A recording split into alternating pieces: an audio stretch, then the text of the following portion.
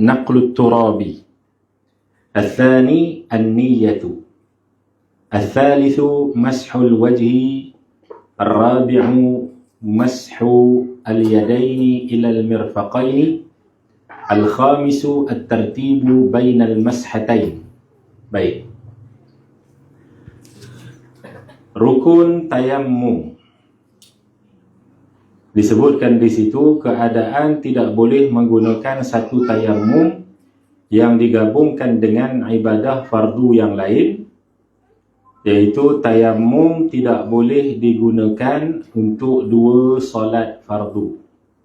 Yang ni sebelum kita masuk kepada rukun tayammum lah, ya. Dia bagi peringatan dulu. Tayammum tak boleh digunakan untuk yang pertama dua solat fardu.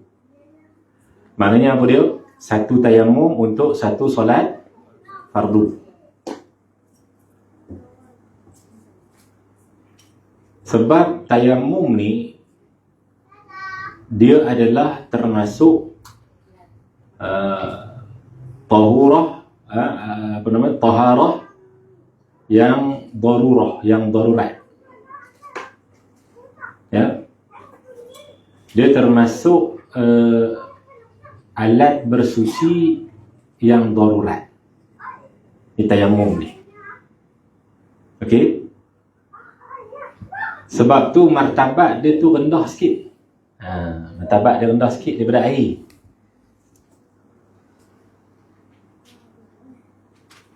Dan kita dah bahas sebelum ni sebab apa kita boleh bertayammum. Antara lainnya sebab sakit, kan? Sakit. Dengan makna mungkin tangan tu tak boleh kena air ke, anggota wuduk kita tak boleh kena air ke. Muka surat 186. Okey. Ataupun mungkin ketiadaan air. Ketiadaan air. Jadi dua perkara. Sama ada kalau kena air itu mudarat, dengan makna mungkin dia simen ke, dia punya tangan dia, ataupun ada luka yang kalau kena air mudarat. Okey. Sebab sakit lah. Itu dalam makna sakit. Yang kedua sebab air tak ada.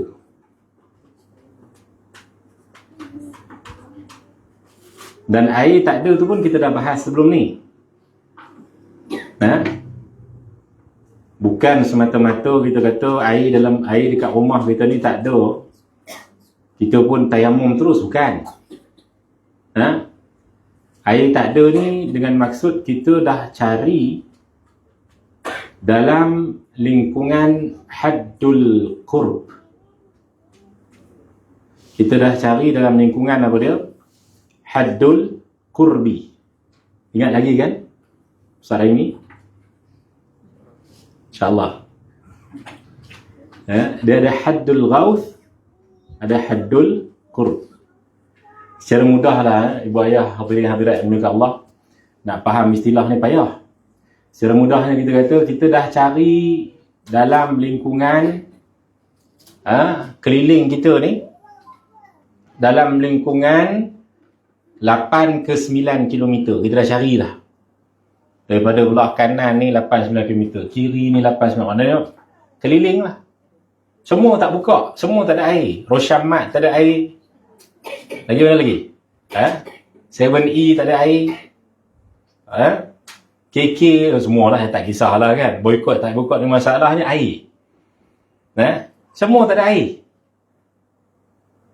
Maka bila semua kawasan ni tak ada air, masa tu baru boleh tayammum. Dia bukan Taman Senawang Jaya ni tak ada air, jadi boleh tayammum lah. Tak, belum tentu. Kan? Baik. Jadi kita kata tayammum ni sebab apa tadi? Yang pertama sebab sakit, yang kedua sebab tak ada air. Jadi dia pengganti kepada air. Bila dia menggantikan kepada air, dia dipanggil sebagai tahurah, taharah yang daruri, iaitu alat bersuci yang darurat. maknanya dia punya tahap dia tu bawah lagi. Bila bawah lagi, maka dia mesti ada implikasi dia, kesan dia, kan? Jadi apa kesan dia? Satu tayamum untuk satu solat fardu saja. Tak boleh banyak. Boleh faham tak? Solat fardu ni pula, dia ada apa? Dia ada solat yang fardu ain. Iaitu fardu ain tu solat 5 waktu yang kita buat lah. Subuh, zuhur, asar, maghrib, isyak. Itu fardu ain. Dan fardu juga ada fardu yang kifayah. Contoh apa dia? Solat yang fardu kifayah. Solat jenazah.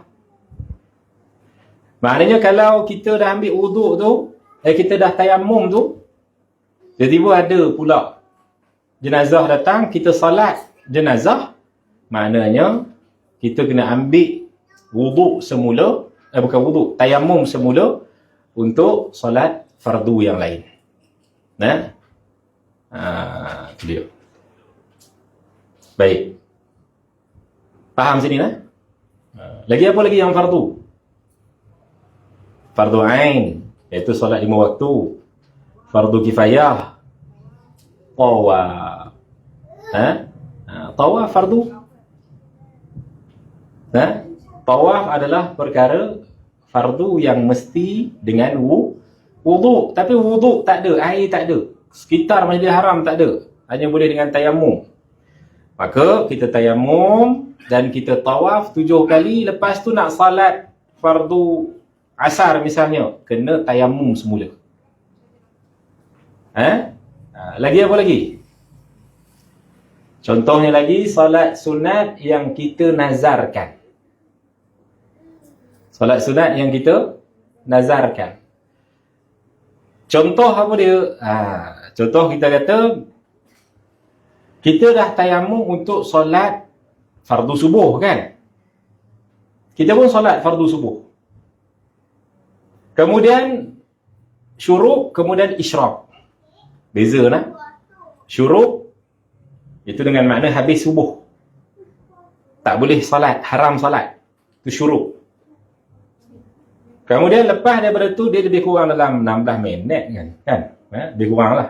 15 ke 16 minit untuk masuk isyraq. Bila masuk isyraq pula, maka disunatkan untuk solat sunat isyraq. Masa kita nak solat sunat isyraq tu, kita nazar. Nazar ni mesti dengan lafaz. Okey? Mesti dengan lafaz. Dia tak cukup dengan hati semata-mata.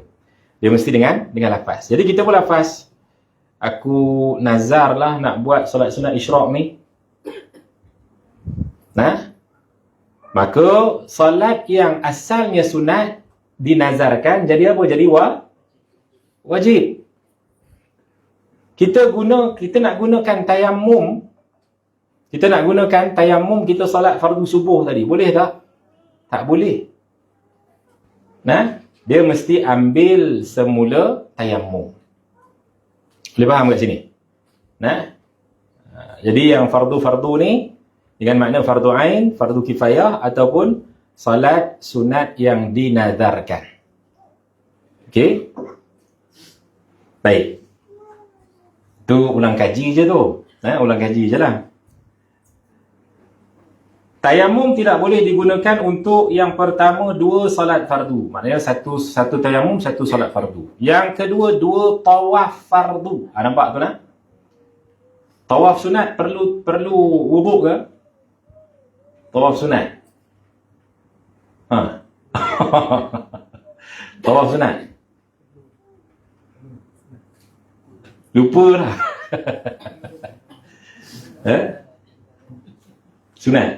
Sunat wuduk saja. Tawaf sunat wuduk je.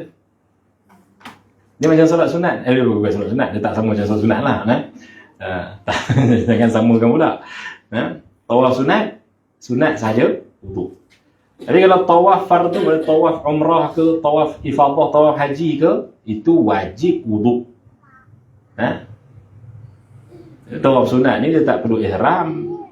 Dia tak pakai ihram pun tak apa kalau nak buat sunatnya.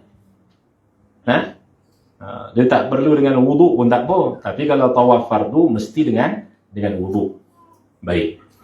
Sebab tu disebut di sini tayamum tak boleh digunakan untuk dua tawaf fardu.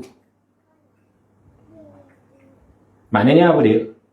Kalau kita tayamum kemudian buat solat fardu, lepas daripada tu nak buat solat sunat dengan tayamum yang sama, maka dibolehkan, tak ada masalah.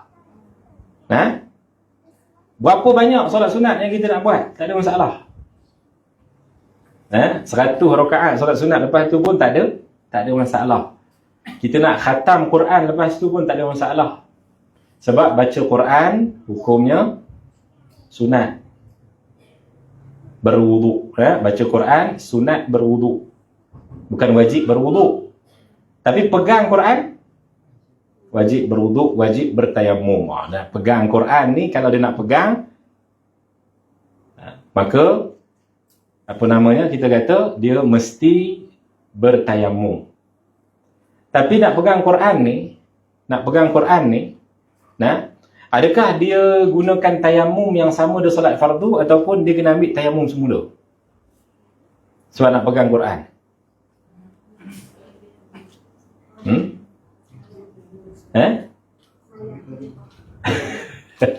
Nak pegang Quran wajib tayamum, wajib wuduk.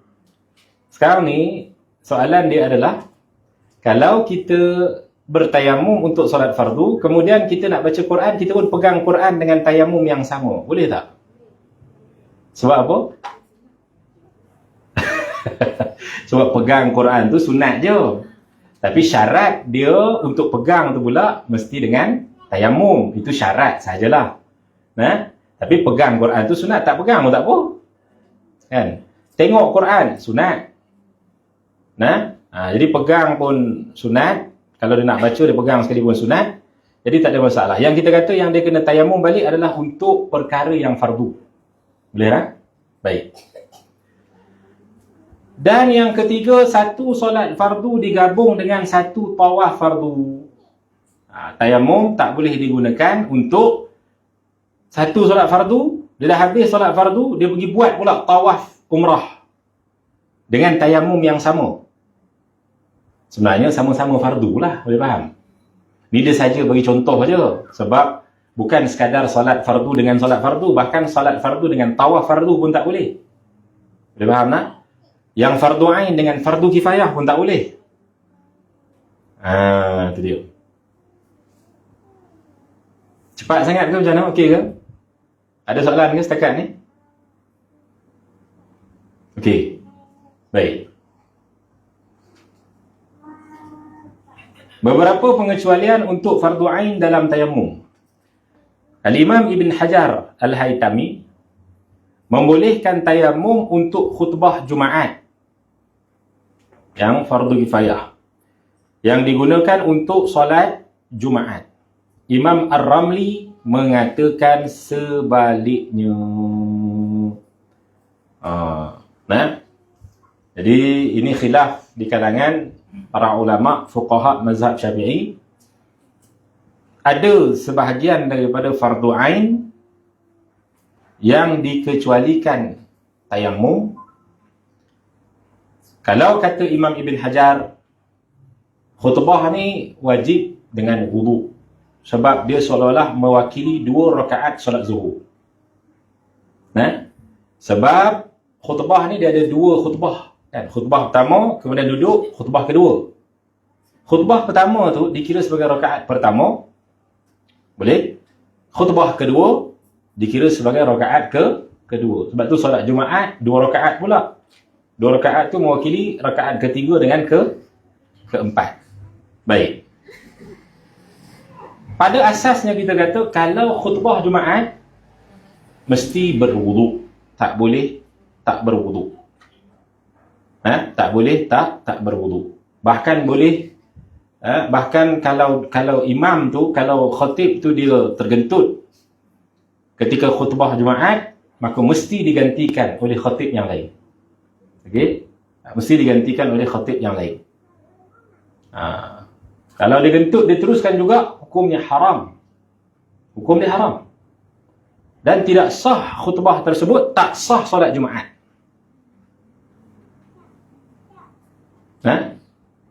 Sebab sahnya solat Jumaat berdasarkan kepada sahnya khutbah. Itu tak, kita masuk belum? Bab khutbah Jumaat tak masuk lagi? Belum lagi nak? Tak apalah, itu nanti perbahasan panjang lah. Ini sekadar tambahan je. Baik. Jadi apa nak cerita di sini ni? Al-Imam Ibn Hajar dia kata boleh tayamum kalau contohnya air tak ada. Khatib tu tak jumpa air, jadi terpaksa ganti dengan tayamum. Dia boleh tayamum untuk khutbah Jumaat. Imam Ramli kata apa dia? Tak boleh tayamum untuk khutbah Jumaat, tak boleh. Maknanya sekadar diganti dengan solat zuhur. Tayamum untuk zuhur tak apa. Itu dia. Imam Ar-Ramli. Baik. Jadi kita kata praktikalnya di Malaysia kita ni tak adalah begitu kan. Biasanya masjid kita ni tetap ada air juga. Air kolah kita ada. Kalau air tak ada sekalipun, tetap kita boleh cari di tempat-tempat yang lain untuk kita dapatkan air. Baik. Baru kita masuk dalam rukun tayamum. Kita tengok fardu tayamum ataupun rukun-rukun tayamum ni ada 5 perkara. Ada 5 rukun. Dia kata, nota kaki itu dia kata lihat juga dalam Al-Muqaddimah Al-Hadramiyah muka surat 56 hingga 57. Dia Muqaddimah Hadramiyah ni perbahasan dia lebih detail, dikarang oleh Syekh Abdul Rahman Bafadal Al-Hadrami. Kalau siapa yang khatam Muqaddimah Hadramiyah ni, insya-Allah dia faham Minhajul Talibin dalam bab ibadah. Baik. Jadi Minhajul Talibin ni kitab tinggilah nah, kitab tahap mufti lah untuk zaman sekarang lah. Macam Ustaz Rahim khatam. Baik. Jadi disebutkan daripada fardu, rukun-rukun tayamum ni ada 5 perkara. Yang pertama, memindahkan debu tanah. Nota kaki 177 dia kata apa? Iaitu memindahkan debu tanah ke tapak tangan dengan ditepukkan kedua-duanya kepada tanah yang berdebu sebanyak 2 kali tepuk. Sekali tepuk untuk muka dan sekali tepuk untuk tangan. Apa yang penting ialah ada perbuatan memindahkan debu tanah. Ni. Jadi sebenarnya kita dah bahas sebelum ni. Kan? Iaitu syarat bagi tayamum mesti ada niat memindahkan debu tanah. Ini khilaf di kalangan ulama mazhab Syafi'i kita. Adakah perlu niat pindah debu ataupun tak perlu niat tapi sekadar perbuatan pindah debu? Contoh pindah debu ni, debu depan kita. Okey. Tepuk pindah. Boleh faham? Mesti ada pindah ni dengan sengaja pindah. Boleh faham tak? Dengan sengaja pindah, dengan qasad, keinginan untuk pindahkan debu.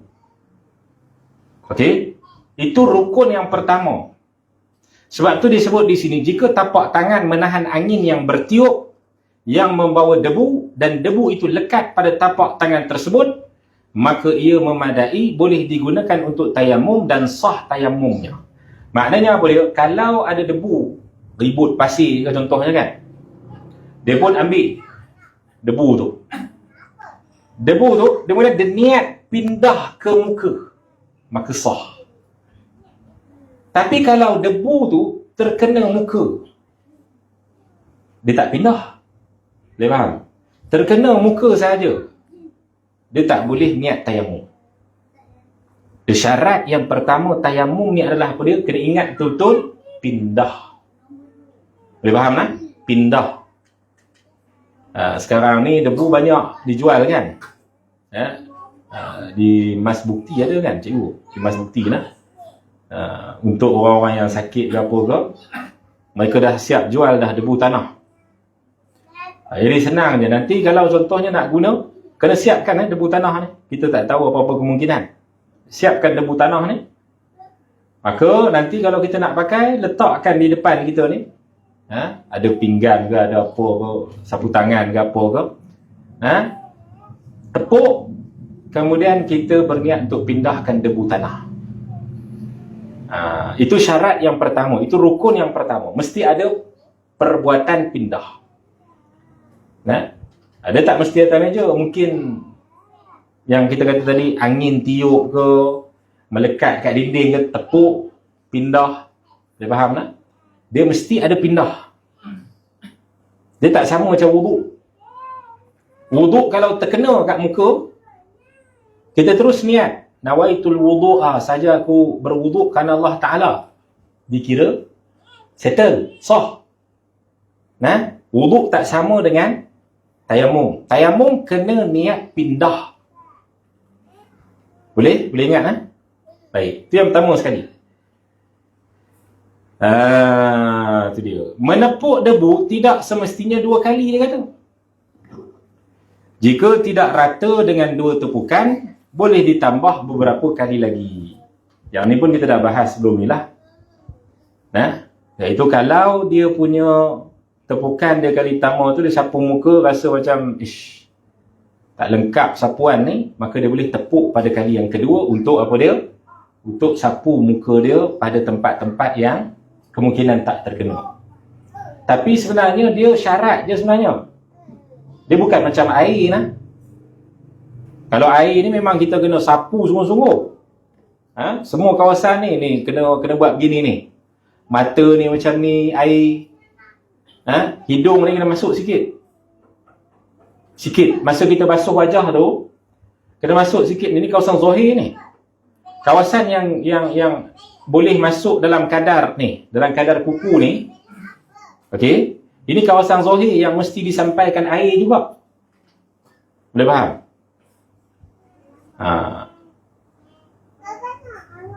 Tapi kalau tayamum, jangan dia pergi gosok mata. Dia pergi masuk dalam hidung pula, habis lah. Tayamum ni sekadar buat syarat je sebenarnya. Tapi kalau dia rasa macam tak cukup debu tu, menyebabkan mungkin syarat yang kemungkinan dekat sini-sini tak terkena, maka boleh lagi lah tepuk, tak ada masalah. Ni buat syarat je semua. Ini untuk tayamum. Baik. Menepuk debu tidak semestinya 2 kali. Jika tidak rata dengan 2 tepukan, boleh ditambah beberapa kali lagi. Lihat Bujairimi Al-Khatib, Syekh Bujairimi. Baik. Itu yang pertama, memindahkan debu tanah. Yang kedua adalah niat. Dia kata apa? Permasalahan. Jika berniat, nawaitu tayammuma li istibahati fardhis salati lillahi ta'ala. Sahaja aku bertayamum untuk mengharuskan salat fardu kerana Allah Ta'ala, maka salat fardu dan semua ibadah sunat yang wajib bersuci seperti memegang Al-Quran, salat sunat, tawaf sunat, boleh dilakukan dengannya. Maknanya, kalau kita niat tayamum tu untuk solat fardu, faham tak? Kita niat tayamum tu untuk apa? Untuk solat fardu, maka segala sunat boleh buat. Sebab kita dah niat untuk benda yang tinggi. Sebab tu dia kata sini, kalau kita niat tayamum tu untuk haruskan solat fardu, maka solat fardu dan semua ibadah sunat, semua kita boleh buat. Solat sunat boleh buat banyak kali, nak pegang Quran boleh, semua perkara-perkara sunat ni dibolehkan, tawaf sunat dan lain-lain, dengan satu tayamum. Dia ada kaedah fiqah. Kaedah fiqah. Allahumma salli ala sayyidina, tak ingat pula. Baik. Jika berniat nawaitu tayammuma li istibahati salati lillahi ta'ala, sahaja aku bertayamum untuk mengharuskan solat kerana Allah Ta'ala, maka solat sunat, tawaf, solat jenazah boleh dilakukan dengannya kecuali solat fardu ain. Solat fardu ain ni solat apa? Solat 5 waktu. Tulis itu. Fardu ain tu maknanya solat 5 waktu.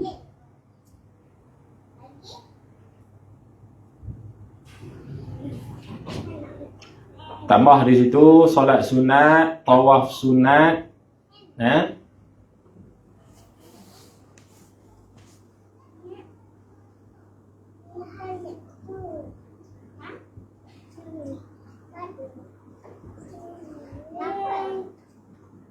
solat sunat, tawaf, solat jenazah. Tak apa kena.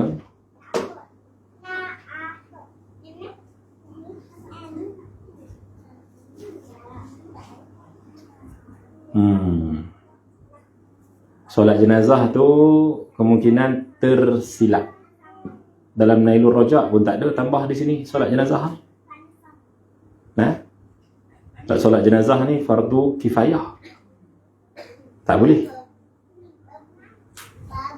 Jadi kalau dia sekadar berniat sahaja aku bertayamum untuk mengharuskan solat, dia tak sebut solat fardu lah. Faham sini?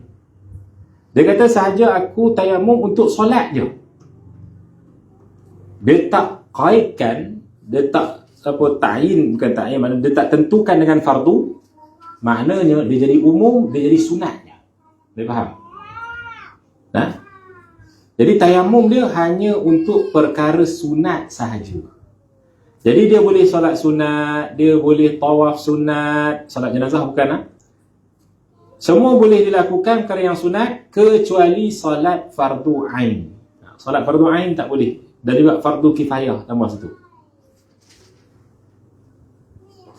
Dan juga fardu kifayah tak boleh dilakukan. Tidak boleh digunakan untuk khutbah Jumaat. Ini yang kita tengok tadilah kan. Mengikut Imam Ramli, tapi boleh digunakan untuk khutbah Jumaat mengikut Al-Imam Ibn Hajar Al-Haytami. Tak boleh digunakan untuk khutbah Jumaat mengikut Imam Ar-Ramli, tetapi boleh mengikut Al-Imam Ibn Hajar Al-Haytami. Maknanya kalau dia niat sahaja aku bertayamum untuk mengharuskan salat kerana Allah Subhanahu Wa Taala, walaupun dia niatkan untuk solat secara umum sahaja dan pada makna di sini adalah pada makna sunat, tapi untuk Imam Ibn Hajar dibolehkan juga. Dia sama lah. Dia dalam bab khutbah Jumaat ni, sebab tu dia kata pengecualian fardu ain dalam tayamum. Disebabkan dia ada khilaf dengan Imam Ramli, maka kalau dia niat untuk sunat pun dia boleh untuk khutbah. Disebabkan ada khilaf. Ni nak bahas ni takut terlalu detail. Disebabkan ada khilaf dengan Imam Ramli dalam bab fardu ain ni, sebab Imam Ramli kata tak boleh. Ni fardu ain ni dikecualikan untuk khutbah Jumaat ni. Maka sebab tu Imam Ibn Hajar kata walaupun dia tak niat untuk fardu ain sekalipun, dia niat untuk solat secara umum, dibolehkan juga untuk khutbah walaupun dia niat tu sekadar niat sunat. Tapi ni tak perlu tahulah, ni tak perlu tahu.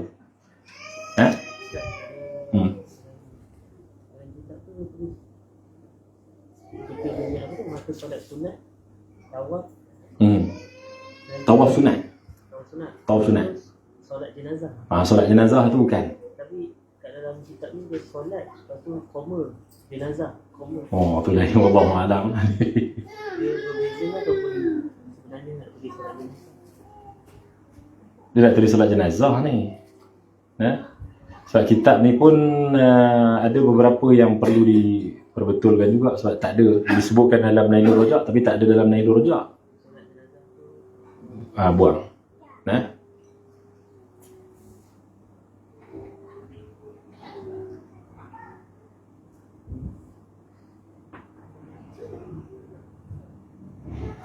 Kalau dia berniat nawaitu tayammum listibahati massil Qur'ani lillahi ta'ala, saja aku bertayamum untuk mengharuskan memegang Al-Quran dan Allah Ta'ala, semua ibadah boleh dilakukan dengannya kecuali salat dan tawaf, sebab dia telah meletakkan lebih rendah, iaitu apa? Pegang Quran. Pegang Quran dengan salat mana lebih tinggi? Salat lah. Jadi kalau dia khususkan niat dengan niat yang lebih rendah, maka untuk perkara yang lebih rendah dia boleh buat. Tapi untuk yang lebih tinggi tak boleh. Tak usah faham lagi. Tu dia. Jadi maksud di sini apa dia? Kalau dia niat untuk fardu, dia boleh buat yang sunat banyak kali. Kalau dia niat yang sunat, maknanya dia niat untuk solat secara umum, dia boleh buat sunat banyak kali. Perkara-perkara sunat boleh. Kalau tayamum tu untuk fardu, dia boleh buat yang sunat. Kalau tayamum dia untuk sunat, maknanya sunat yang lebih tinggi, seperti solat, maka dia boleh buat juga pegang Quran, tawaf, semua boleh buat. Nah, tapi kalau tayamum dia tu untuk sunat yang bawah. Yang bawah ni macam pegang Quran. Dibandingkan dengan solat, pegang Quran ni lebih bawah daripada solat. Maka dia tak boleh solat. Dia tak boleh solat. Jadi senang cerita, walaupun kita tayamum tu sebab nak pegang Quran, tapi terus tayamum sebab nak solat. Selesai. Andai kata kita nak solat, kita boleh solat.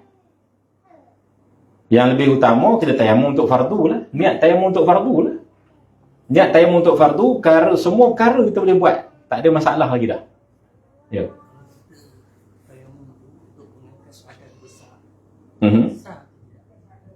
Untuk angkat hadap besar. Untuk angkat hadap besar, sekadar hadap besar, dia beza dengan air. Dia kalau air, kita gunakan air untuk angkat hadap besar, hadap kecil terangkat sekali. Beza dengan tayamum. Kalau tayamum, kita angkat hadap besar, hadap kecil tak terangkat. Kena tayamum balik semula. Tayamum pertama untuk hadap besar, tayamum kedua untuk hadap kecil. Tapi kalau untuk mandi wajib, air, sekali kita mengangkat hadap besar, termasuk sekali terangkat hadap kecil. Boleh faham tadi? Dua kali tayamum. Sekali lagi tayamum. Ya. Kalau nak angkat lebih besar tu, tayamum muka dengan tangan juga kan? Muka dengan tangan juga. Jangan berguling atas pasir pula. Sebenarnya benda ni dah terjadi di zaman Rasulullah SAW. Satu orang sahabat Nabi SAW tak ada air. Tempat dia tak ada air, padang pasir. Jadi sahabat ni dia nak jumpa Nabi SAW jauh, maka dia pun ijtihad. Sahabat dia boleh ijtihad. Sahabat boleh ijtihad. Sebab mereka dah sampai tahap orang yang boleh ijtihad. Kita tak boleh. Jadi sahabat ni pun dia kiaskan dengan mandi wajib guna air. Dia berhadap besar, berjunub. Dia kiaskan dengan mandi wajib guna air. Jadi dia punya kias dia tu dengan maksud dia bertayamum dengan cara dia meratakan debu ke seluruh badan. Kan kita kan rukun mandi wajib kan dua. Satu niat, yang kedua ta'mimul ma'i li jami'il badani. Maknanya meratakan air ke seluruh badan. Itu rukun mandi wajib. Jadi sahabat ni dia pergi kias. Air tak ada. Kias ni maknanya dia nak samakan cara, samakan kaedah. Dia pun ratakan debu ke seluruh badan. Dengan cara apa? Dia bergolek-golek kat padang pasir. Kemudian dia pun tayamum dan dia solat. Dia jumpa Rasulullah SAW. Bila dia jumpa Rasulullah SAW, dia tanya, "Ya Rasulullah, aku hari tu ni air tak ada. Berjunub pula tu. Jadi aku pun berguling-guling atas padang pasir." Maka Rasulullah SAW kata, tak perlu. Cukup sekadar wajah dan kedua tangan. Selesai. Jadi untuk tayamum ni, walaupun hadas besar sekalipun, wajah, tangan sampai siku. Selesai. Beza dengan air. Sebab tayamum ni adalah, sekali kita ulang, dia adalah tahurah yang daruri. Taharah yang daruri, iaitu alat bersuci untuk darurat. Dia faham sini? Ada seorang sahabat tu, dia meninggal dalam keadaan dia berjunub lah. Tapi meninggal dalam keadaan berjunub.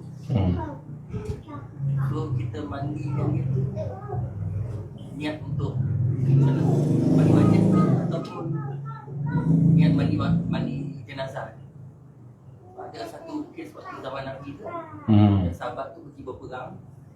Waktu tu dia junub lah. Dia tak sempat nak mandi wajib. Waktu dia syahid. Kisah tu malaikat yang mandi ni sebenarnya. Kita baca dulu lah. Dia sebenarnya bila sebut mati syahid tak dimandikan. Okey. Secara hukum zahir manusia ni. Tapi dilihat dalam riwayat mengatakan bahawa nampak basah tu seolah dimandikan jenazah itu khusus bagi sahabat tu sahaja. Dia tak ada malah malaikat tu dia niat untuk mandi wajib, bukan. Sekadar nak ta'zim, memuliakan sahabat tersebut, itu sahajalah. Jadi kalau ada di kalangan mereka yang meninggal dunia sekarang ni, isteri dia kata dia ni tak sempat ni, tak sempat mandi wajib, baru nak pergi ke tandas, terjatuh, terantuk, mati, contohlah. Maka adakah orang yang memandikan jenazah tu wajib mandikan dia, mandi wajib? Soalan dia. Apa jawapan dia? Ni saya tanya ni.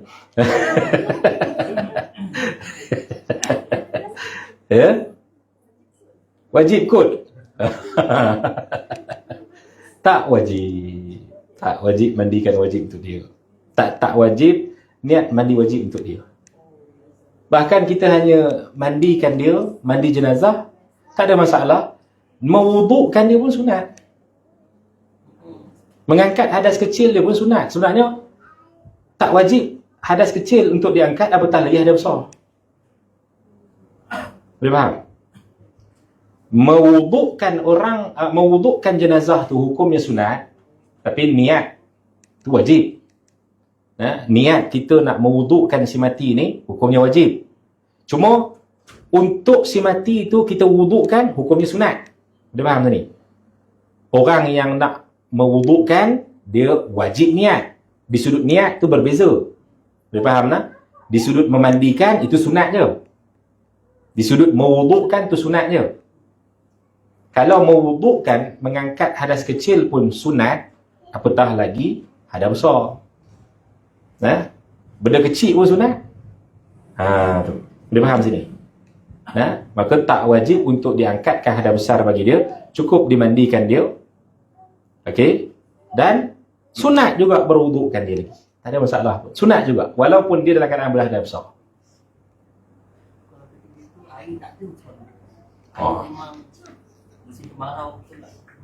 Air tak ada. Tayamum kan saja. Macam kes COVID ni, termasuk sekali ya. Kan? Kes COVID ni dia bukan tak ada air, tapi tak boleh kena kan. Jadi dia tayamumkan jenazah tu. Itu menggantikan air lah maknanya. Sebab tak boleh buka, tak boleh kena dengan dia. Kalau air tak ada, maka tayamumkan jenazah. Tayamumkan jenazah ni sekadar kita kata apa, seolah-olah macam menukarkan air untuk mandikan dia. Itu sahaja. Sebab mandikan jenazah hukumnya apa?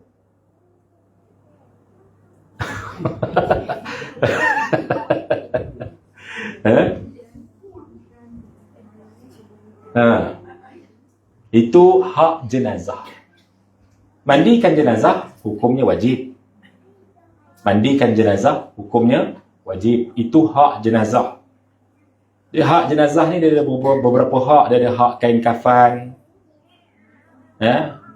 Dia ada hak jenazah. Hak jenazah ni antaranya kita kata apa? Memandikan, mengkafankan, mensolatkan. Itu semua kewajipan. Itu semua kewajipan. Tapi ada juga keadaan haram mandi. Kalau orang mati syahid dunia akhirat, mati syahid dalam perang fisabilillah tu, haram mandi, haram solat. Kalau solat juga apa hukum dia? Dosa sebab haram. Haram. Itu dia. Itu perbahasan ulama pun kepada jenazah orang kafir pun. Kalau contohlah tak ada orang kafir yang uruskan. harus orang Islam uruskan. Harus hukumnya. Baik, itu tak apalah, itu nanti perbahasan jenazah. Mana tadi hilang lah? Ya. Tentera kita lah kan. Tentera kita. Sekarang pun dia tengah terlibat dengan Malpat. Musuh batalion Lebanon kan. Korban. Dia kira syahid tak perlu dimandikan ke? Ya. Secara zahir, kalau dia meninggal dunia di medan perang, untuk agama Allah Ta'ala tu, kalau secara zahirnya, maka dia tak diwajibkan untuk mandi, tak diwajibkan untuk solat. Hanya wajib kafan dan wajib dikuburkan, itu sahaja. Itu secara zahir. Adapun niat dia, kalau untuk dunia ke ataupun untuk akhirat ke, itu semua akan ditentukan di hari akhirat. Tapi hukum secara zahir di dunia, kita tentukan dia ni mati syahid. Syahid apa dia? Syahid dunia akhirat. Sebab syahid kan ada 3 kan. Yang pertama syahid dunia akhirat. Syahid dunia akhirat ni orang yang mati dalam perang di jalan Allah Ta'ala. Kalau dia mati selepas perang macam mana? Dia mati sebab kena tembak. Dia kena tembak masa perang. Sebulan lepas tu baru mati. Dia bukan mati di medan perang. Adakah dia mati dunia akhirat?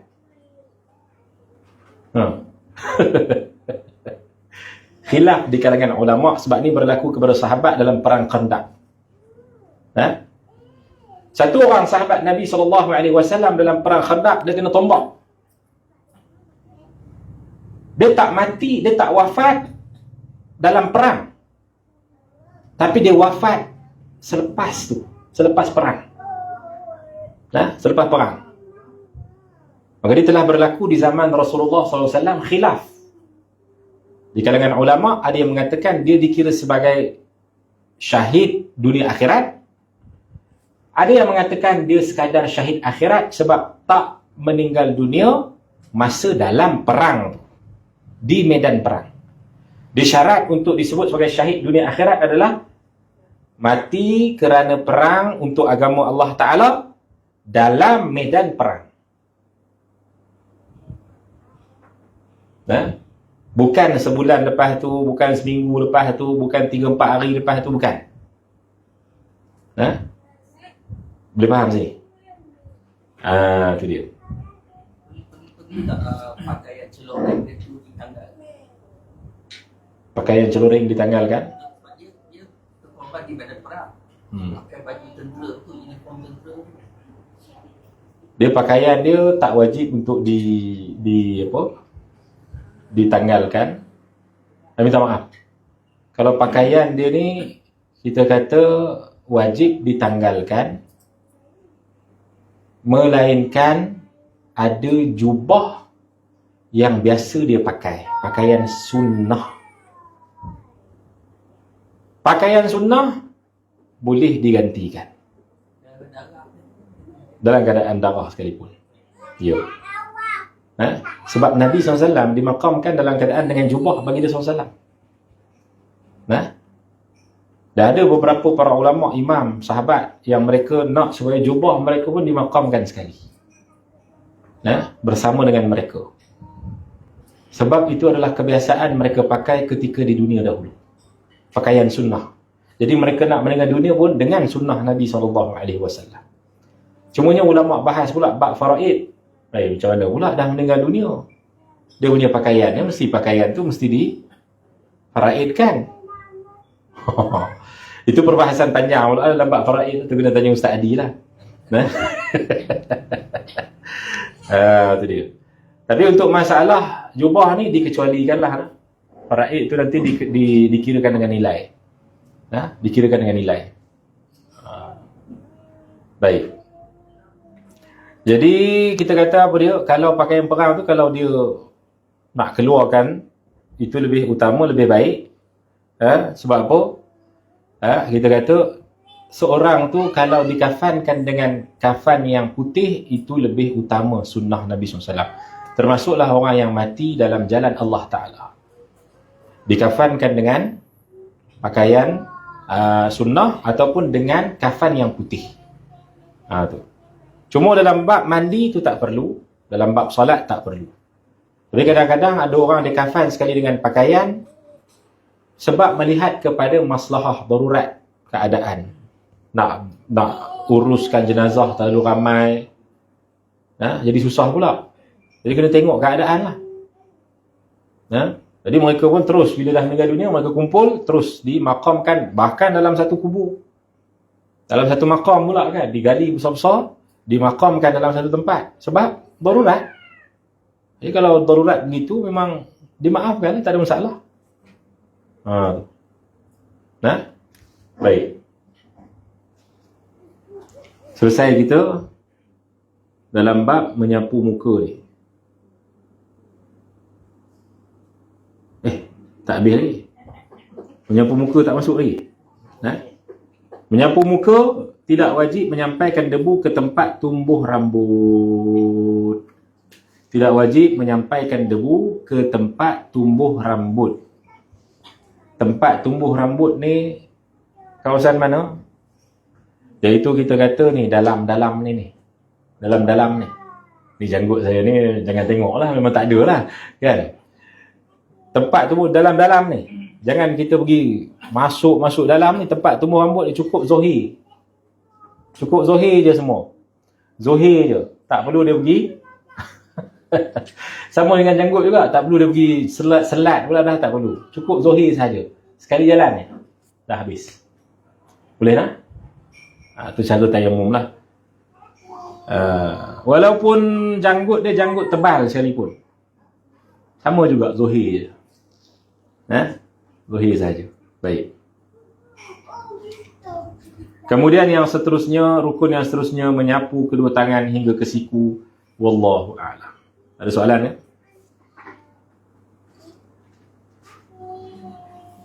Tak ada soalan eh?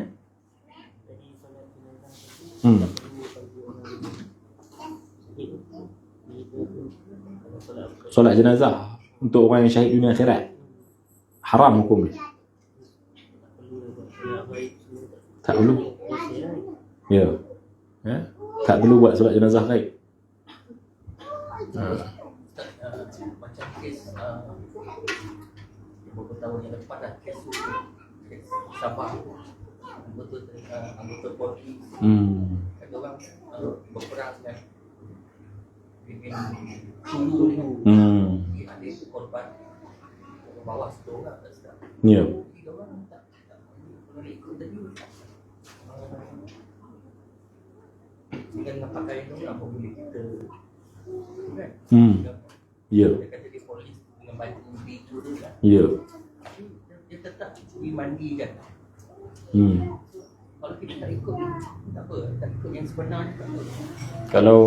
Kalau kita kata apa, dengan maksud kita tahu betul-betul niat dia untuk agama Allah Ta'ala, maka disitulah yang dikatakan haram untuk dimandikan.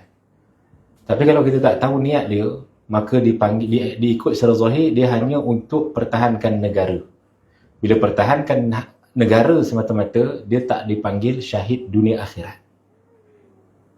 Sebab tu kena tahulah orang yang berkaitan dengan golongan ni, askar tentera ni, apa niat mereka ni. Adakah semata-mata dia niat untuk pertahankan negara, ataupun dia niat untuk pertahankan agama di Malaysia ni juga. Kalau dia niat untuk pertahankan agama di Malaysia ni, barulah ketika tersebut kita kata tidak boleh dimandikan, tidak boleh disolatkan. Jadi diorang mandikan, solatkan sebab itulah, sebab mungkin sekadar zahir nampak untuk pertahankan negara je. Ini berlaku di zaman Rasulullah SAW juga. Ada satu orang sahabat ni, bila dah syahid banyak jenazah sahabat kan. Jadi para sahabat radhiyallahu alaihim ajma'in, dia beritahu kepada Rasulullah, ya Rasulullah, ni ada ni jenazah sahabat ni, si fulan ni, macam mana kami nak uruskan dia? dia ni meninggal dunia, dia ni syahid dunia akhirat ya Rasulullah. Maka Nabi SAW mengatakan dia bukan syahid dunia akhirat. Sebab dia perang untuk kaum dia, bukan untuk agama. Ini berlaku zaman Rasulullah SAW. Dia perang untuk kaum dia, bukan untuk agama Allah Ta'ala. Jadi dia macam biasa dimandikan, nah, disolatkan macam biasa. Dia tak termasuk orang yang syahid dunia akhirat. Zaman Rasulullah tak apalah. Rasulullah tahu. Kan? Zaman kita sekarang ni, kita tak tahu. Yang kita tahu secara zahir, dia nak pertahankan tanah air. Tu je lah. Tapi kalau betul ada niat dalam hati dia nak pertahankan agama, di akhirat dia termasuk syahid dunia akhirat. Walaupun mungkin di dunia nampak macam dia hanya nak mempertahankan negara. Dia faham sini? Jadi nahnu nahkumu bidzawahir, kaedah dia apa dia? Nahnu nahkumu bidzawahir wallahu yatawalla bis-sarair. Kita ni hukum dengan zahir, Allah Ta'ala lah yang mengetahui yang batin. Samalah dalam bab akidah pun kita hukumkan yang zahir. Dalam bab fiqh pun kita hukumkan secara zahir. Tapi secara batinnya, Allah lah yang tahu. Secara batinnya, Allah yang tahu. Boleh? Baik. Ada dua keadaan, mempertahankan negara dengan mempertahankan agama. Dia boleh dua-dua campur sekali. Tahankan agama dan negara, boleh. Itu termasuk syahid dunia akhirat. Tapi kalau semata-mata pertahankan negara sahaja, bukan agama, yang tu tak termasuk syahid dunia akhirat. Itu tak termasuk syahid dunia akhirat. Baik. Wallahu a'lam. Kita sambung pula. Minta maaf lah saya guna kitab siapa ni? Nur Akmar. Minta maaf. Saya minta izin lah. Dr. Nur Akmar siapa. Jadi kita sambung pula kitab Penawar Bagi Hati. Itu surat apa?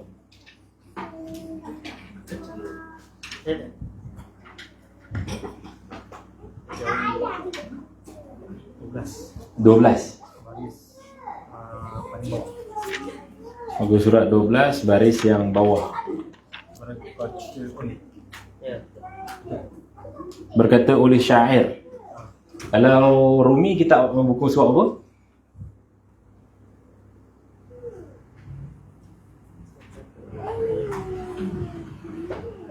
Jelas 21/6. Ui, lama dah. 21/6. Ini bulan 10 dah. 19/7. Bulan 17. Bukti mana? Berkata syair. Berkata syair.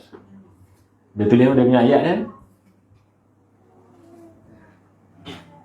Berkata Malik bin Dinar. Muka surat 22.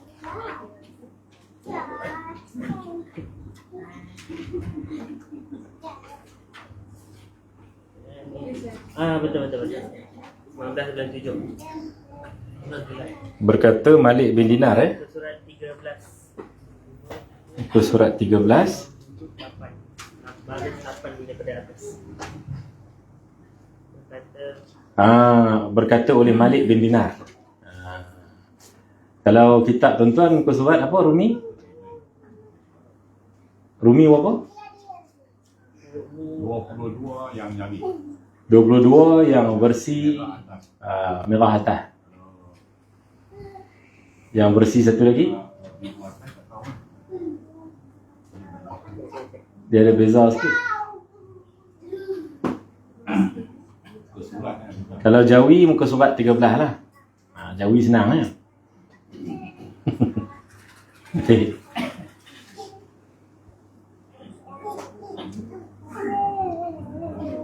Pasal 3. Ni masuk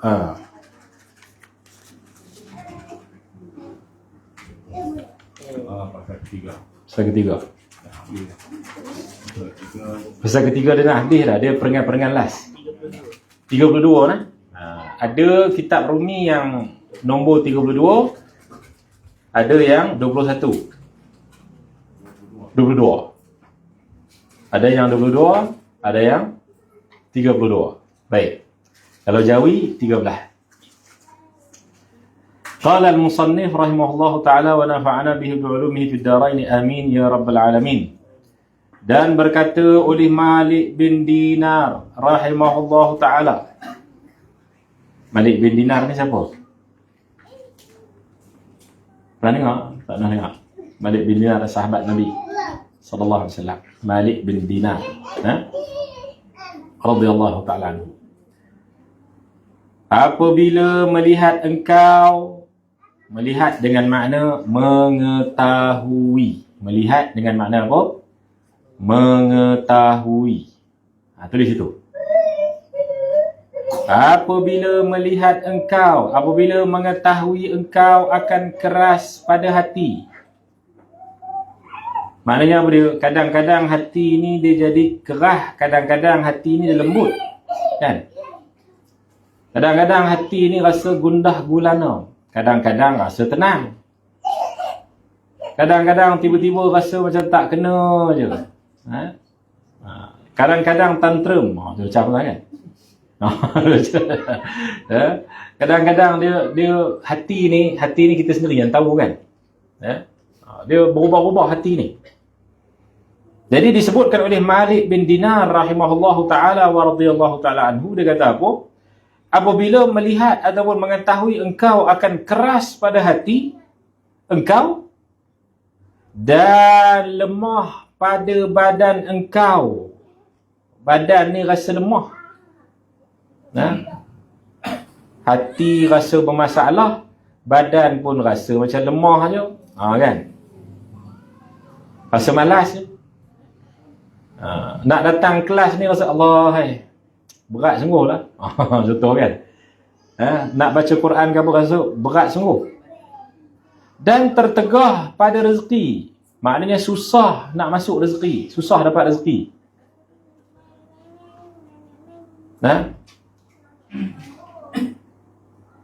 Dan susah pada rezeki engkau. Maknanya tertegah pada rezeki engkau. Maka ketahui olehmu bahawasanya engkau telah berkata-kata pada barang yang tiada memberi manfaat akan dikau. Maknanya apa dia? Kadang-kadang perbuatan kita, perkataan kita, maksiat kita efek pada hati. Na'udzubillah min dzalik lah. Dia boleh efek pada hati, efek pada tubuh badan zahir, dan boleh beri efek pada rezeki. Rezeki ni jangan kita ingat rezeki ni sekadar duit gaji masuk sebulan, bukan. Bukan dengan maksud kita kata banyak je duit ni, rezeki banyak. Rezeki ni luas nah, makna rezeki. Rezeki ni luas. Allah kurniakan kita ni dapat ibadah, rezeki tak? Rezeki. Termasuk rezeki, ada rezeki yang khusus, ada rezeki yang umum. Umum ni semua sekali. Yang khusus tu biasa harta kita lah, bulanan yang kita dapat, itu yang khusus. Yang umum, rezeki yang umum ni macam-macam lah. Anak yang soleh-solehah tu rezeki. Ilmu, kita dapat ilmu tu rezeki. Jadi rezeki ni lebih umum. Jadi kadang-kadang tu dia jadi susah rezeki ni dengan maksud apa dia? Susah untuk beramal pun susah kadang-kadang tu. Rasa malas untuk beramal. Hati jadi tak tenang. Kemudian rasa badan tu nak ibadat ni rasa lemah. Kena istighfar banyak. Sebab kemungkinan efek ni, kesan ni terjadi disebabkan maksiat yang kita pernah lakukan. Tu dia. Jadi maksiat ni dia efek, dia bukan sekadar dosa. Efek dia banyak. Nah, dia punya kesan dia banyak, kesan negatif dia. Nah, dan maksiat ni pula banyak lah. Maksiat zahir, maksiat batin. Maksiat zahir ni macam-macam lah. Jangan kita ingat maksiat zahir ni sekadar merompak, membunuh je. Bukan. Maksiat zahir ni macam-macam. Kata-kata yang tak baik tu maksiat zahir. Nah, kata yang tak baik, fitnah ke, mengumpat ke, adu domba ke, membawang ke, semua jenis. Itu disebut sebagai apa? Maksiat zahir. Lihat benda yang diharamkan, dengar perkara yang diharamkan, itu maksiat zahir. Nah, maksiat batin ni dalam hati ni pula. Ni yang susah juga ni nak kawal ni. Nah, sangka buruk, hasad dengki, macam-macam dalam ni. Jadi yang ni semua yang jadi kesan negatif pada hati ni. Kadang-kadang rasa macam tak kena, kadang-kadang rasa macam lemah semangat. Tu. Jadi ubat dia kena ada lah. Apa ubat dia? Istighfar dan taubat. Tu ubat dia. Nah, jadi penyakit ni dia kena bagi ubat. Kalau tak, dia akan jadi mudarat. Nah, kalau dia sakit gigi, dia tak pergi jumpa doktor, apa jadi? Gigi dia ni nanti bengkak. Lama-lama kacau saraf. Kemudian sampai ke kepala pening. Akhirnya apa? Tak boleh tidur malam dan sebagainya. Jadi mudarat lah. Kan? Jadi mudarat lah. Begitu juga dengan sakit dalaman. Mesti diletakkan ubatnya. Ubat dia adalah dengan istighfar kepada Allah, salawat kepada Nabi SAW. Itu ubat-ubat dia. Selalu kena istighfar. Itu dia. Dan hayati istighfar tu. Hayati istighfar tu dengan makna bila kita ucapkan astaghfirullahalazim, benar-benar kita ni harap Allah ampun dosa kita dan ingat segala nikmat Allah kepada kita. Dua perkara nah. Bila kita ucap astaghfirullahalazim, hadirkan dalam hati keinginan ataupun harapan agar Allah ampunkan kita. Yang pertama, agar Allah ampunkan kita. Yang kedua, ingat segala nikmat Allah Ta'ala. Ini dua perkara ni dihadirkan. Boleh tak? Sebab apa kena hadirkan juga nikmat yang Allah Ta'ala bagi masa istighfar? Supaya kita faham bahawasanya dalam kita ni melakukan keburukan, Allah tetap bagi nikmat. Maka istighfar dia tu akan lebih terkesan di hati. Dia akan lebih hayati istighfar tu. Punyalah banyak kezaliman, kejahatan, keburukan, maksiat yang dibuat, Allah masih lagi beri nikmat. Allah masih beri kesempatan hidup. Allah masih rezekikan dapat ibadah lagi. Allah masih rezekikan dapat keluarga lagi. Ada lagi keluarga yang baik dengan kita dan sebagainya. Ada orang yang baik dengan kita dan sebagainya. Yang ni maknanya apa? Masa kita ucap astaghfirullahalazim, hadirkan tu semua. Baru dia dapat kesan daripada istighfar, baru jadi ubat yang betul.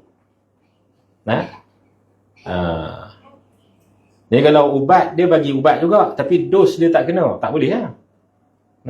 Dia mesti kena dos dia, maknanya apa? Kena sempurna betul-betul ubat tu, baru dia bagi kesan pada hati. Baik.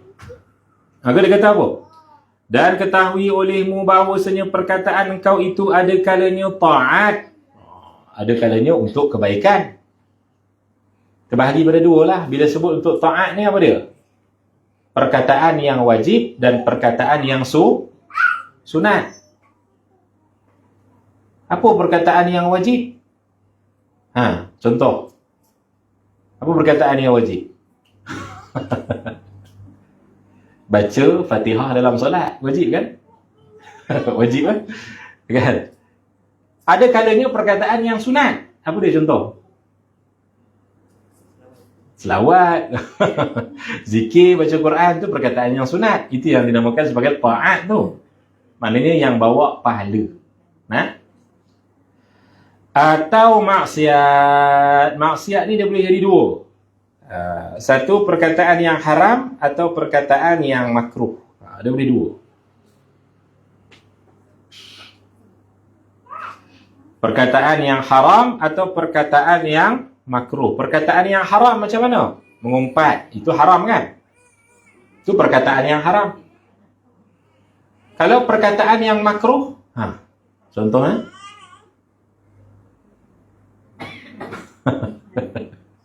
Perkataan yang makruh. Perkataan yang haram tahulah kan? Perkataan yang makruh, contoh macam ni. Dalam mazhab Syafi'i kita, dibolehkan untuk orang tu bersembang selepas isyak. Boleh, tak ada masalah. Tapi kalau dia punya bersembang dia tu melarat sangat bab dunia ni, bab dunia, sampai ke tengah malam, hukumnya jadi makruh. Boleh faham? Dia kalau dia sampai pukul 11 ke, okey lagilah. Ini dia sampai pukul 2 pagi. Kena pula teh tarik. Kan? Cerita pula, bukan mesyuarat tentang majlis taklim husna punya ni, contohlah kan. Dia punya cerita, dia bersembang tentang sembang pasal kerja ni, sembang pasal ni. Benda tu boleh. Pada asal harus kena ingat. Tapi kalau melarat sangat sampai tengah malam, hukum jadi makruh. Sebab apa jadi makruh? Sebab apa jadi makruh? Sebab tak bangun subuh. Sebab akan menyebabkan dia tak dapat bangun tahajud. Ni dalam mazhab Syafi'i kita menghukumkan kalau dia punya melarat dia sangat dalam perkara dunia, melainkan perkara akhirat tak apa. Perkara akhirat contohnya kelas. Kelas ni habis pukul 2 pun tak apa. Boleh lah. Habis pukul 2 pun tak apa. Sebab tadi last tadi pernah habis hati bulan 7 kan? Last. Dia ni baru baca balik bulan 10. Dia tak tahu bila nak baca bulan 12 atau bulan 1 tahun depan pula. Jadi habis pukul 2 pagi tak apa, tak ada masalah. Sebab apa? Perkara akhirat. Kalau dia tak bangun tahajud sebab mengaji kitab penawar bagi hati sampai pukul 2 pagi, tak ada masalah. Sebab apa? Mengaji itu pun dah memadai untuk mendapatkan pahala seolah lebih daripada pahala tahajud lagi. Sebab kita kena tahu tasawuf ni fardu ain. Tahajud tadi sunat. Antara fardu ain dengan sunat. Dia sibukkan diri dia dengan fardu ain sehingga terlepas yang sunat. Tak apa, tak ada masalah. Tak ada masalah. Ini bukan dia sibukkan dengan fardu ain, dia sibukkan dengan benda yang harus banyak sehingga perkara sunat pun hilang, perkara wajib pun hilang. Yang ni lah para ulama kata dia tak haram tapi makruh. Makruh. Dengan makna apa? Kalau dia tinggalkan bersembang tentang dunia tu sampai pukul 2 pagi, dia tinggalkan, dia dapat pahala. Boleh faham tak? Jadi kena gantilah dengan sembang akhirat. Kalau sampai pukul 2 pagi. Dan Nabi SAW pun dia ada bersembang. Dia ada bersembang lepas isyak. Dengan isteri baginda SAW. Kalau kita baca dalam Syama'il Muhammadiyah Imam Tirmidhi. Nabi SAW pun dia ada pillow talk, dia panggil. Pillow talk tu maknanya apa? Sebelum tidur, bersembang dengan isteri dia. Tapi janganlah bersembang tu sampai pukul 3 pagi pula. Dia sembang ada tu lama pula. Sampai pukul 3 pagi pula sembang. Tu kacau lah. Dia sembang benda harus tak apa. Sama juga walaupun dengan isteri dia. Tapi biarlah kita kata bukan sehingga menyebabkan dia tak dapat bangun tahajud. Itu dia. Baik. Mana tadi hilang. Dan ketahui olehmu bahawasanya perkataan kau itu ada kalanya taat atau maksiat atau yang harus yang sia-sia. Harus yang sia-sia ni dengan makna dia bersembang tadi tu pasal perkara dunia. Tapi bukan sampai tengah malam. Bukan sampai melambatkan, bukan sampai menyebabkan dia tak bangun tahajud. Itu perkara harus. Sia-sia lah. Tak ada pahala, tak ada dosa. Dia bagi sia-sia. Nah, tapi tak makruh. Makruh dia apa dia? Kalau melarat. Kalau melarat. Baik. Maka jika ada ia, perkataan tu lah. Ia tu perkataan. Maka jika ada ia perkataan tu, taat seperti menyuruh dengan mengerjakan kebajikan, amar ma'ruf. Suruh buat baik. Dan melarang daripada kejahatan. Kejahatan tu mungkar lah. Maka padanya, pada perkataan tu, pahala yang besar-besar. Dapatlah pahala. Suruh solat. Suruh belajar. Dengan cara yang baik lah. Dapat pahala. Dan tambah situ, sebaliknya. Dan sebaliknya,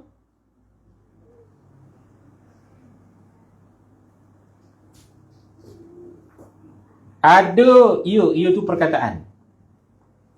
Ia tu perkataan. Dan sebaliknya ada ia perkataan maksiat, maka padanya, pada perkataan maksiat itulah seksa yang tiada engkau kuasa menanggungnya. Ada seksa tu kalau perkataan maksiat ni. Nah, dari perkataan yang haram, makruh ni tak adalah diseksa. Cuma kalau ditinggalkan dapat pahala. Nah, tu. Jadi kalau dia nak melepak pukul 2 pagi, 1 pagi tu, kena ajak ustaz kan? boleh sembang agama, boleh tajuk pukul akal kan? Tapi jangan ajak lah, ustaz pun nak bangun tahajud juga. Baik. Nanti kita sambung lagi. Sabda Nabi SAW. Wallahu ta'ala a'la wa a'lam. Cukup lah nah. 10.30 ni. Bismillahirrahmanirrahim. Ada soalan ke? Tak ada lah. Bila nak habis ya? Ya. Ya. Dia dapat dia kata sisia tu dia muda sekarang dia dah rumah tu dia kena taubat. Tak perlu taubat. Dia taubat ni untuk benda dosa besar je. Dosa besar je taubat ni. Jadi kalau untuk perkataan yang sia-sia ataupun dia buat perkara makruh, tak perlu taubat. Cukup dengan dia gantikan dengan amalan yang baik. Mudah-mudahan Allah Subhanahu wa ta'ala tak mengira perkara sia-sia yang dia lakukan. Dan sia-sia ni ada dengan maksud harus. Jadi itu ada dengan maksud makruh. Kalau ditinggalkan yang makruh, dia dapat pahala. Kalau yang harus tadi itu dengan maksud sia-sia tu tak dapat pahala, tak dapat dosa lah. Jadi kalau ditinggalkan, sebab tu disebutkan dalam dalam Hasyiah Abu Jarimi Al-Khatib kan, wali Allah Ta'ala ni jadi wali sebab apa? Tinggal 3 benda. Banyak cakap, banyak makan, satu lagi banyak tidur. Banyak cakap, dia tak banyak cakap sangat. Kan nanti tak banyak cakap, orang kata sombong, payah juga kan. Kenalah juga sembang. Kan? Sebab dia duduk dalam masyarakat, tak apalah nak sembang kan. Sembang yang baik-baik je lah. Yang kedua, meninggalkan banyak makan. Sebab tu wali-wali Allah ni banyak puasa. Kita banyak jamuan kan. Banyak jamuan tak apalah. Kambing pula tu, 40 hari maulid, 40 kambing. Susah nak jadi wali. Yang ketiganya, banyak tidur. Dia meninggalkan banyak tidur. 3 perkara ni ditinggalkan oleh para wali, kata disebutkan dalam Hasyiah Abu Jarimi Al-Khatib bagi Al-Imam Khatib Asy-Syarbini dan lain-lain lah. Dalam Ihya ada juga dan lain-lain. Disebabkan itulah bila mereka meninggalkan 3 perkara ni, Allah angkat mereka jadi wali. Kerana meninggalkan kebiasaan manusia, maka mereka dapat perkara yang luar biasa. Meninggalkan kebiasaan manusia, akhirnya Allah bagi perkara yang luar biasa untuk mereka. Wallahu a'lam. Bismillahirrahmanirrahim. Alhamdulillahirabbil alamin. Wassalatu wassalamu ala asyrafil anbiya wal mursalin sayyidina wa maulana Muhammadin wa ala alihi wa sahbihi ajma'in. Allahumma faqihna fid din wa 'allimna at-ta'wil. Allahumma rabbana zidna ilma warzuqna fahma. Wa sallallahu ala sayyidina Muhammad wa ala alihi wa sahbihi wa baraka wa sallam. Walhamdulillahi rabbil alamin. Wassalamu alaikum warahmatullahi wabarakatuh.